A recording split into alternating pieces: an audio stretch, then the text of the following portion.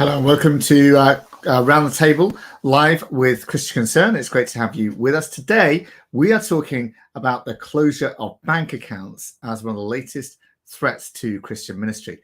And we've seen that happen recently with a ministry called Core Issues Trust. I'm delighted to welcome today Dr. Mike Davidson, who is Director of Core Issues Trust, and also Liam Hayden, excuse me, who also works for Core Issues Trust.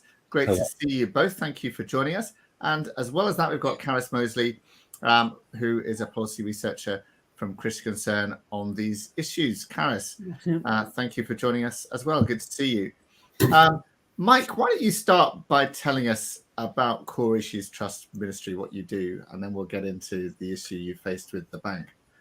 We're a registered charity and a Christian service that seek to support men and women who move away from unwanted same-sex attractions and gender confusion. And we do that within a Christian framework, but we're also cognizant of the scientific and professional literature around this. So we're very passionate about protecting rights and freedoms, but not only campaigning, but also actively putting in place proper support for people.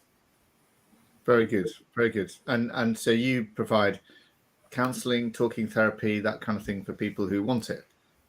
We do. I do some of that, but obviously the network is much wider. I think we have very good connections throughout the world, and we're not always able to easily link people in terms of distance, but of course technology makes it a little easier today. Sure. Yeah. Great. So you were in court, Mike, just this week on Monday, because Barclays Bank closed your account with very short notice, didn't they? Was that last year, or when exactly did that happen? That was in 2020. Right. Might I just take a minute to remember exactly what did happen? So yes, please do. We've gone through unprecedented battles, I guess, with social media, to the point that we were receiving literally hundreds of phone calls over a period of about a week. Apparently, harassment phone calls. Yes, harassment phone calls. People had been motivated to complain about the trust. Simultaneously, there were attempts to challenge the Northern Ireland Charity Commission to remove us from our registration on the grounds that we were religious and under the accusation that we were providing so-called conversion therapy. Some of the threats through the phone calls were very, very horrible, really. There were personal threats to staff members. Right. There were many emails and, dumps of images and things that we don't want to be associated, invitations to join all sorts of pornographic sites. This went on to the point where it had to be reported to the Northern Ireland Charity Commission as a critical incident. Right. We also reported it to the police. We also reported it to a committee in Westminster that was looking at online abuse. And one of the posts happened to mention that we bank with Barclays, and the accusation was that Barclays was facilitating us.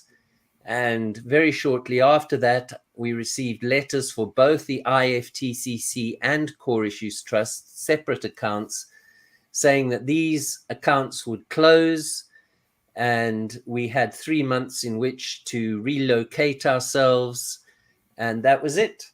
I then phoned, and they said they didn't have to give us a reason for this. We didn't, comply with their community rules, and that was the reason. Wow.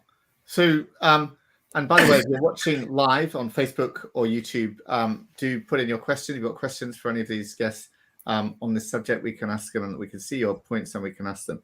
But if I remember rightly, Mike, some of these harassment emails and messages were actually death threats and things like that as well. Well, certainly, yes, some of them were. One particular from outside the country, but was quite open in terms of supplying a telephone number, etc. They were very nasty, very unnecessary, I would say. So you received a communication from Barclays Bank that your account would be closed with 3 months, and you asked for a reason. They didn't give you any reason, and suddenly you're stuck without a bank. And there you are. They've closed off your services because of what? What do you think the reason was, Mike? Well, I know that Barclays Bank is if not the major funder of Pride in London. Right. That for years they've been promoting LGBT issues and providing logos that were, in flashing rainbow colors every so often. So there's a close association with those values and Barclays Bank. And indications were that this appeared to be a response in terms of the indignation that was being raised at the time about the fact that we had a bank. I think what was concerning also is there is this implication that we have done something wrong, that we've done something illegal, that we are against so-called conversion therapists. And my concern is that the bank seemed to be taking on, I don't know, some kind of persona or some set of values. And even before this legislation is even seriously considered, it's acting on those grounds.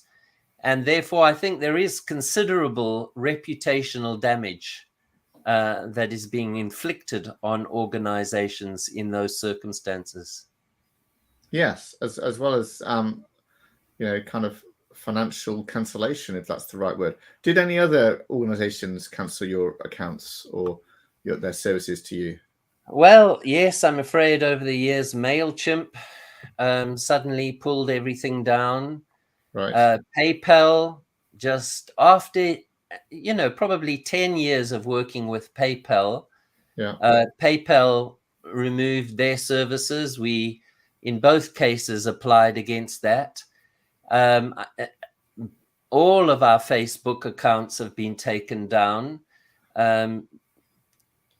Shortly after being actually quite successful in promoting what we were doing and many thousands interacting with it, all of a sudden this was taken down.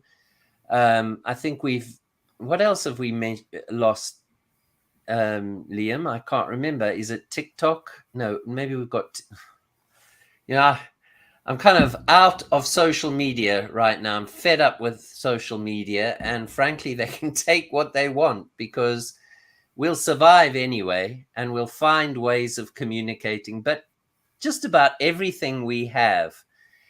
And the frustrating thing is, people put time and effort into promotion, into presenting things well, and in a flash, it's all taken down with no reason given. YouTube took down Voices of the Silence. We had 15 languages, I think, associated with the film that we made. That was taken down. They're telling me they silenced Voices of the Silence. Voices of the Silence, they took down. They left the English version for some unknown reason. And I think this is very interesting to me. Often there's no cause and effect. There's no consistency. When you respond and you try and raise the issues, you write lawyers' letters, you find the correct addresses to send all of these to, but they just don't respond. They appear to be a law to themselves. Yes, and they seem to be discriminating at will in who they provide services to, don't they? Carys, do you want to comment on this? Because there's been a wider trend now recently of PayPal being in the news for this.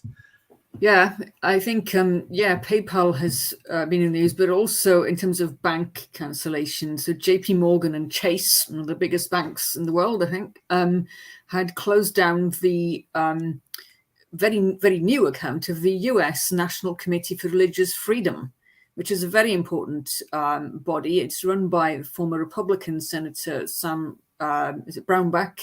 was a major campaigner for religious freedom, a Christian, but would support freedom of religion for all in the US and beyond.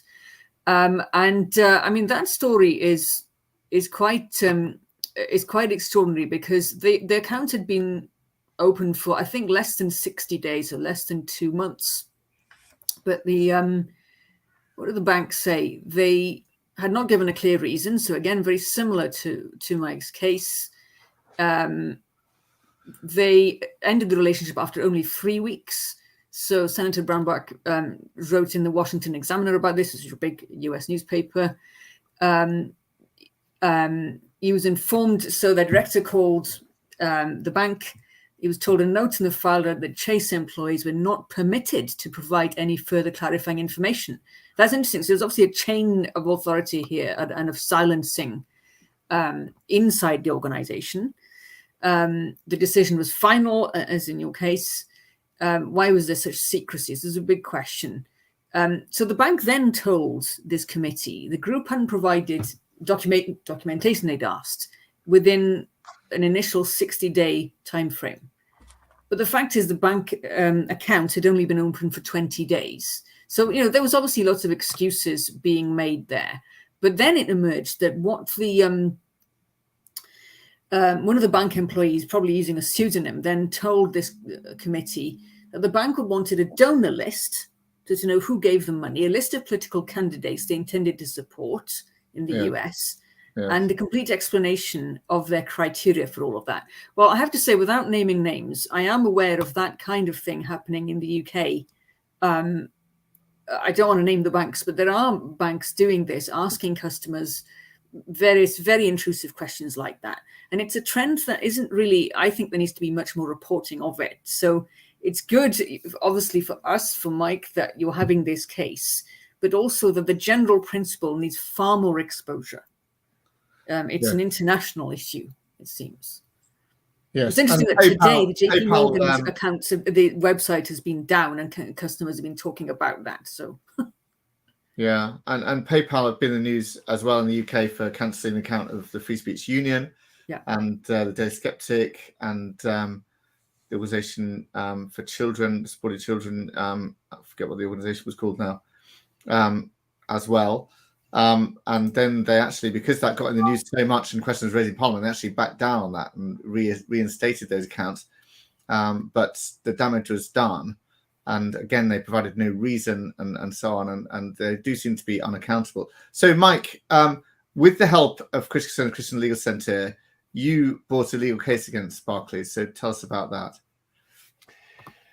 Well, we have done exactly that. We've gone through the procedure of calling them up for what we believe is discriminatory behavior.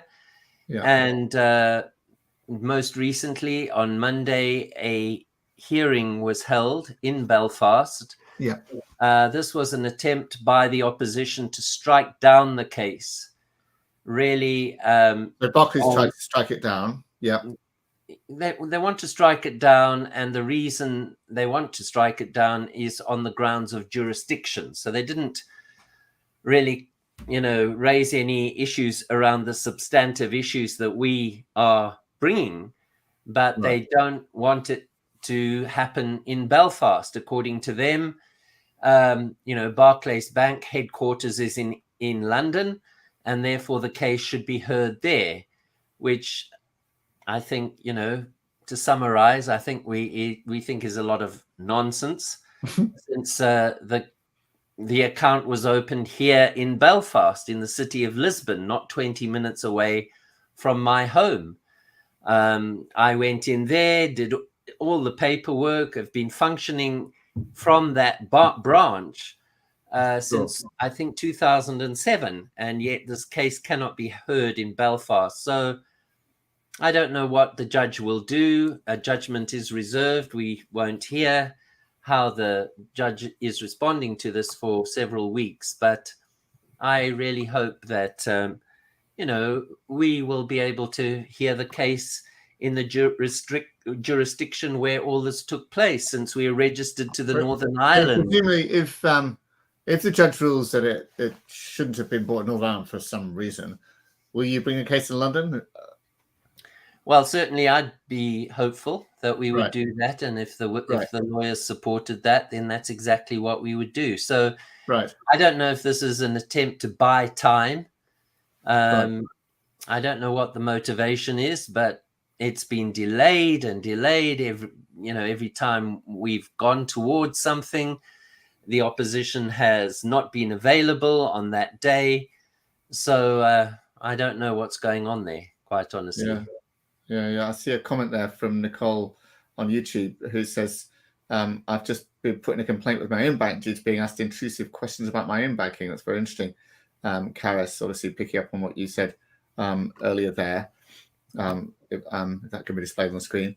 But this is very concerning, isn't it, Carys? Because what you've got here now is a bank, a major bank, and then we've also seen PayPal, MailChimp, and various other organizations cancelling that provide effectively essential services. You can't operate with a bank. Any charity can't operate without a bank. Any organization can't operate without a bank account. Essential services being prohibited by major financial institutions to Christian organizations. How do you see this developing, Carys? Well, it's good that so in the United States, right? What obviously the case of the National Committee on Religious Freedom has a lot of publicity internationally, and so they've started a campaign called "Chased Away," and it would be good to see how that develops now, right? Because that committee works internationally. They make comments and interventions on issues in Europe, for example, such as the Finnish politician who was being dragged through the courts for simply stating the biblical Christian view of marriage. So we want to get behind and support campaigns like that. But Mike hasn't had much popular support on this. Yeah, that's the interesting thing to me. Whereas when PayPal cancelled the Free Speech Union, there was a big fuss kicked up and everything, and PayPal even ended up backing down there. There's not been many people prepared to stand up for Mike. And I know, if they can get away with cancelling Mike, they'll pick on other churches and other Christian organizations next, won't they? And next it'll be Christians after that. And I think so. What we need to do is to show that Mike is the canary in the coal mine with these kinds of cases. Yes, we need to explain that and illustrate it as much as possible. I think obviously the Free Speech Union is a much bigger, it has a much wider remit of topics. So people who might disagree vehemently with each other are in it.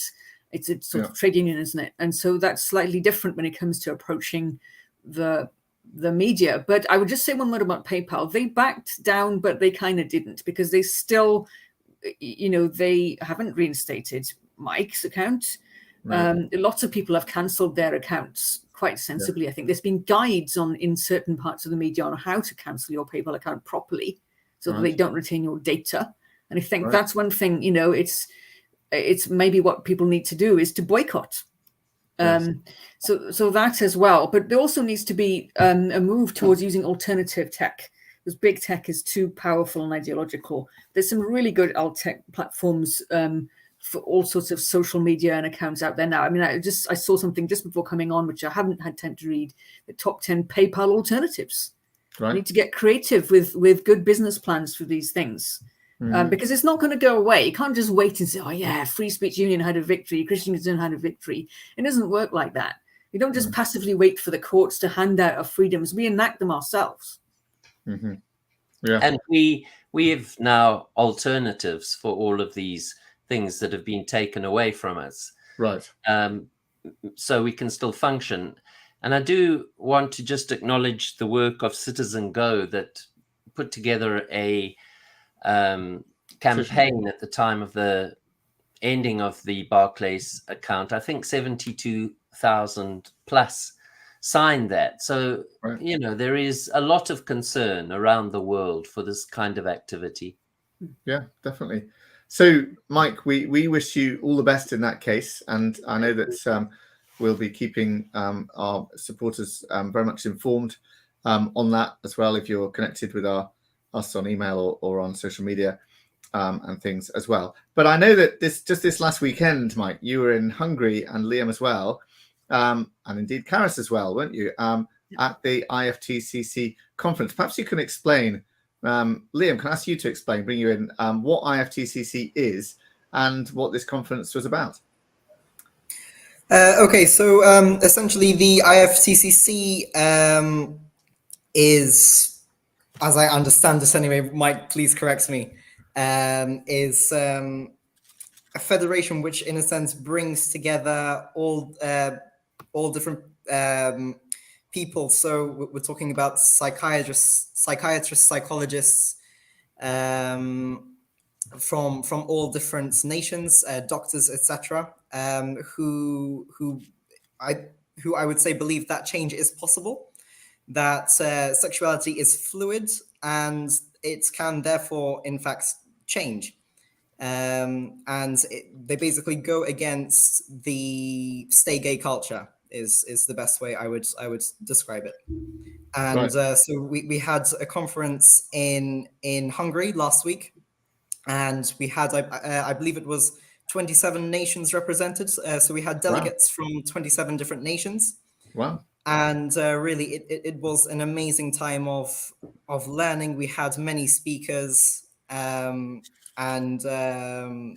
it was amazing to see the way all these people exchanged ideas, and how everyone got together to have a very fair discussion on these issues. Brilliant. I think IFTCC stands for International Federation of Therapeutic Counselling Choice. Is that right, Mike?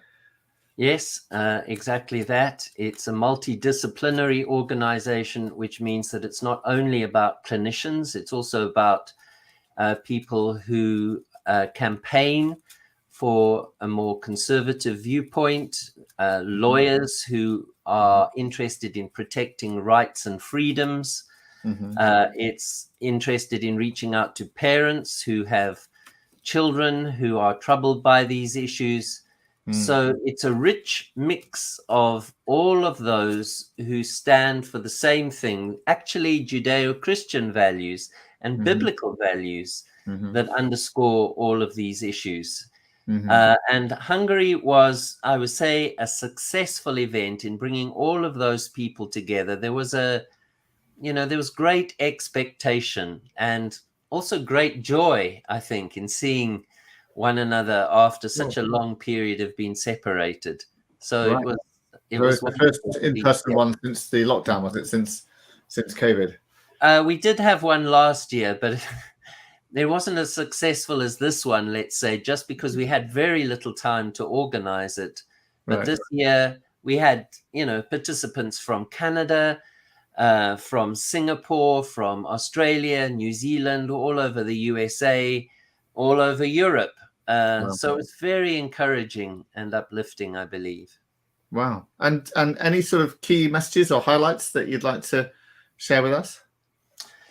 Well, I think essentially the theme of the conference was standing for freedom, advancing professional and pastoral counseling work.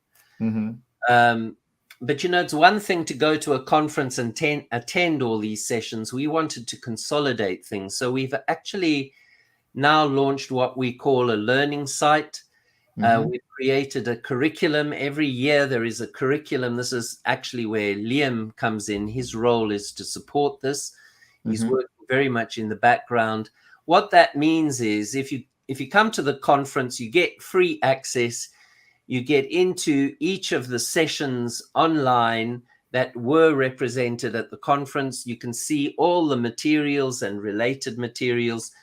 You also have the learning objectives and the test questions that test your learning.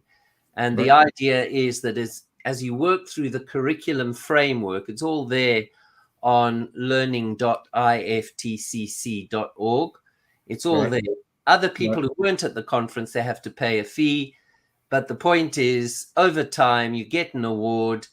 And what this means is that you have met what we call the recognized learner, the recognized provider framework, which means that we recognize you as a person who obviously we're happy to refer people to. Right. Okay. Wow. Yeah. So, and the other thing is that it also provides those who are professionally qualified, either as clinicians or, counselors, psychotherapists, with an opportunity to upskill their knowledge in this area in an informal way, but also in a formal way, in the sense that they can do it in a very concrete way. Yeah. I can see a comment there from Andrew Wilkinson. This is why we need Christians placed in all kinds of jobs to bring influence, but better still create infrastructure, referring to all the banking and that. So, Liam, I understand you've got your own story of change in this area. Can you sort of tell us what is your experience in this area? I do indeed. I'll try and make this as quick as possible, because I think many people know that I can talk about this until the cows come home.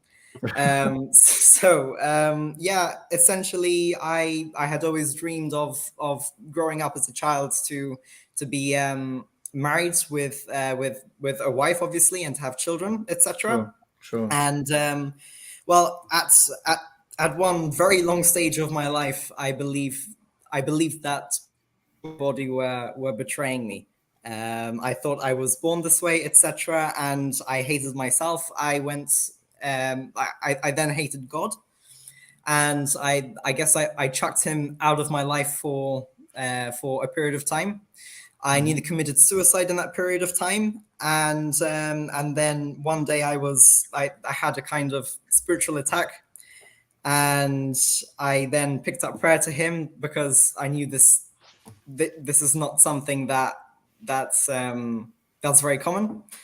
And I said, okay, I need you to change my life, and I need you to change it now.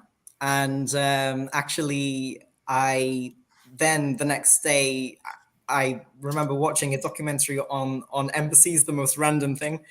And I wondered what the Maltese embassy was like. So I searched that up. I'm from a Maltese background. Right. And this was actually on the Voices of the Silence channel. And the first video that came up was Andrew Williams describing Matthew Greck's story. So Matthew Greck is someone who had left the LGBT lifestyle here in Malta. Yeah. And I think from that day, my life completely changed. I found support. So that's the video of Andrea Williams, Chief Executive of Carys Moseley, was it, right? Yes, exactly. So she was describing Matthew's story, essentially, outside this embassy. And so I got into contact with Matthew. He really supported me. Right. I think from then my life completely changed. I got support. I went through counseling myself for a while. I went to a couple of Christian healing ministries to deal with the areas surrounding this issue, not to deal with this issue, but surrounding it. Right. And really, I'm in a stage today where I would say I'm walking in freedom, and I am engaged also to a wonderful woman of God. So. Oh wow! Fantastic! Wow, brilliant. And so, what would you say then to people who are saying that we should outlaw so-called conversion therapy? I would say that on the day that I was, looking outside that window, waiting to jump, I would say that they could have just come up and pushed me out the window straight away. Because if I did not get this support, this is what I would have ended up doing 100%. So really, core issues trust has saved my life, literally. Wow, fantastic! Wow. That's amazing to hear. Thank you so much for sharing it. That's when you need to tell the bank. You need to tell the bank that it saved my life. Right, Liam, you and me, we'll go together and tell them. Let's go. And that's the thing. If you ban what they're calling conversion therapy, you're saying someone in Liam's position, it would be illegal to help them. That's what you're actually saying. You're criminalizing helping someone in Liam's position. Isn't that right, Mike? Tim, can I just offer this? I think we're doing it all. We're being very consistent here. We're saying so-called conversion therapy. They're banning so-called conversion therapy. Yeah. Let's turn this around. Let's say what it is. They are banning therapeutic choice. They are banning therapeutic and counseling choice. Yes. That's the issue. Yes. All of us are against junk science, junk therapy, junk counseling. We don't want anything to do with that. Yes. So what we are very concerned about is to protect the rights and freedoms of people who want to decide their own pathway, as Liam did. When he was standing at the window, he had no choice. The only choice was out the window. But what he learned was there are alternatives, and there are choices around things that he didn't even choose. And that's where we come into play. We can support people to work out their issues. And this stay gay culture, this forcing people to be consistent with feelings they don't want and they don't understand, is what is so dangerous in this country. No, it is. And Carys, where are we up to now in terms of in the UK on proposals to outlaw therapeutic choice, as Mike just put it? Well, of course, choice in therapy depends on you being assumed to be able to consent to therapy or counselling. And if you don't like the counselling or therapy you get, you can shop around, basically. You can move, because it is in the private sector, even in the NHS, nobody's forcing you to talk about anything. So I'm a little bit concerned, and I think we just got a piece up yesterday, actually, about the fact that there's now a conversion therapy support website funded by a charity called Gallup in the UK, and they already run what's called the Conversion Therapy Victims Helpline, which gets government funding. So they they actually get a lot of government money when you look at their accounts. So first of all, they define conversion therapy more widely than how the government has done. They define it as suppressing a person's sexual or romantic orientation and or gender identity. So that's pretty extraordinary. They're getting into policing people's emotions, not just their sexual feelings, which I think is outrageous. And they deem that consenting to whatever comes into their term conversion therapy is not possible, not even for adults. Whereas when the government was consulting on all of this in last autumn, they did grudgingly concede consent for adults, but not children. So this is the thing, because Liam, you were, I don't know if you were 18 at the time of, what you were talking about. We were talking about your teenage years in terms of your general experiences. They still, they have not said no or backtracked on having a ban for minors, which is what tends to happen in different countries. So this issue of denying consent, and there's a whole history behind that. So let's just backtrack on that. So the government consultation on banning conversion therapy said we do not propose to outlaw it where there's consent given, and I think they made it very clear that you have to sign a pretty draconian form saying we are aware of all the dangers, etc. But if you consented, you could still have some talking therapy with people about this kind of thing. But now the government-sponsored website for conversion therapy helpline says that consent is not possible. So something has changed somewhere online, or somebody has gone further than what the government has said on this and move the goalposts on it. Yes, that's what's happened, and we don't actually know the details. I know because I've written about it, if anybody's reading our stuff, where the idea of a denial of consent will have come from, but we don't know from, as in inside the government, exactly which government minister did this. You've got to remember the website was published, I think it was last week. And of course we had this turmoil with this 45 or 44 day prime minister, haven't we? And what we do know is back in May, the cabinet paper on this topic was leaked to ITV News. And in that, it was said that Liz Truss, who was subsequently Prime Minister, was not ideologically committed to this ban. But she was she was the Equalities Minister, wasn't she? She was the Equalities Minister. And she was out of the country. She was also Foreign Secretary. And then it come back, and it's unclear, she was obviously not briefed or messaged properly about what was going on. It was all been a complete mess. And since then as well, there's been other rumours. She kept on making U-turns about all kinds of policies, but was silent about this during the Conservative leadership race over the summer. So we don't know where it stands. We don't know whether Gallup has deliberately gone out on a limb and gone further than the government, or whether its wording accurately represents what the de facto people in charge in the Government Equalities Office think.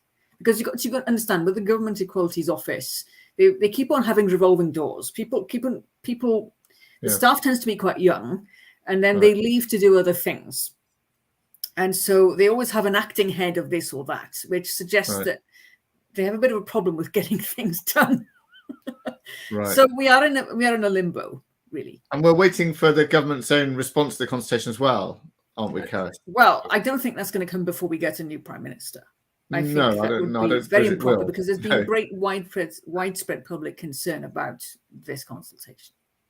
Yes. It's going to be a few weeks. But meanwhile, Labour, Keir Starmer, only, was it yesterday or Wednesday, said, conversion therapy, absolutely, we're going to get on with it. As soon as we get power, we will outlaw this, and also allow gender self-ID. And so he wants to full on bring this agenda right into play, doesn't he? I mean, what is Keir Starmer on about? And the thing is, I mean, of course, at the moment, the Conservatives are very unpopular, and the Labour want to push for a general election. And of course, that's entirely normal in politics, that you'd use every opportunity like this one. But what a promise. I mean, they've been losing prominent women in Labour to the Conservatives, or to just generally being floating voters. And so it's not good when they're hemorrhaging key figures who people in the policy space, who then go to all these generally critical women's movements. So they want to ban all forms of conversion therapy. They want to appoint an envoy to promote LGBT rights globally, which is what Obama did. They want to modernize the Gender Recognition Act. That's a way of saying we want gender self-identification, which the public has rejected and the government's rejected. So they live in some kind of, I don't know, a looking glass world. But the problem is that this could be our next government. And I think that people, whatever they normally vote for or about, need to be very much more aware of this. And taking away, but the key point for us is this, taking away adults' ability to consent, the assumption that they can consent to normal talking therapy, to conversations in private settings, that is completely unacceptable. And once they do that, they've lost the plot. Yes, criminalizing consensual conversations, even formally consented to conversations, would be criminalized. I mean, that's the extraordinary thing, isn't it? Even in your home, even in private, a consenting conversation could be a criminal conversation. That's what you're talking about here. I think it's important to ground this in the fact that surely this is a gospel issue. It's not merely something that is, on the periphery concerning therapists and counselors. This hits at the very central anthropology of the Bible in terms of God's template for family and his creation of difference, or two-ness, maleness and femaleness. And that's the design. And the cleverness with which this has all been framed has come about because I think the architects want to hoodwink Christians into thinking that this is not central, that it's peripheral. It's absolutely central, in my view, to gospel freedoms. Yes. Well, Mike, you're doing fantastic work there. I'm sure, hopefully, you just remind us of the website of your learning portal or on FTCC. So it's www.learning.iftcc.org, something like that. Great. Yeah. Learning.iftcc. I think you'll find it. If you go to iftcc.org, you will see all of the links. We've also just launched an open source search archive. All of the relevant documents associated with our movement around the world are beginning to be added. We've also an advert to the Journal of Human Sexuality, which is a peer-reviewed journal that looks at this from a more academic point of view. All on iftcc.org. I think we've put the link on the chat lines now. So listen, thank you so much. Listen, we will be praying for that result in the Barclays case that should come out in the next week or two, and really wishing you all the best for that. Very important case, I think, a very important case for Christian ministries generally across the UK. If the bank can just close your account, where does that leave us? Liam, thank you so much for sharing your story. Fantastic, inspiring story, and congratulations on your engagement. Really, really good. Really, really good news. And Carys, thanks for your comments as well. And thank you all for watching and listening. I hope you found that as interesting and inspiring as I did as well. And do connect with us on YouTube, Facebook, Twitter, and on our email list. And look forward to seeing you again very soon. Thank you very much. Thank you, Tim.